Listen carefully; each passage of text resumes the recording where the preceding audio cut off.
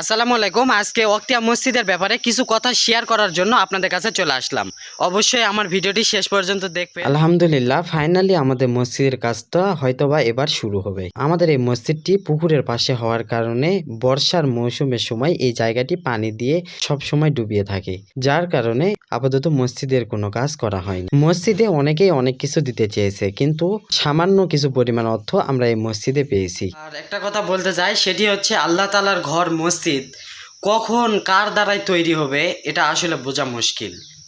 আল্লাহ তাআলা কার দ্বারা এই মসজিদে কাজ নেবেন আমরা কিন্তু কেউ বলতে পারবো না। একার দ্বারাই কখনো মসজিদ তৈরি করা সম্ভব নয়। 10 জনা দিয়েই একমাত্র এই মসজিদ তৈরি করা সম্ভব। তাই আমি সর্বস্তরের মানুষের কাছে এই মসজিদের সাহায্য এবং সহযোগিতা চাই। আপনারা যেভাবে এগিয়ে আসতেছেন এরকম সবসময় এগিয়ে আসলে ইনশাল্লাহ খুব তাড়াতাড়ি আমাদের মসজিদটি তৈরি হয়ে যাবে। তো আজকে ভিডিওটি এই পর্যন্ত।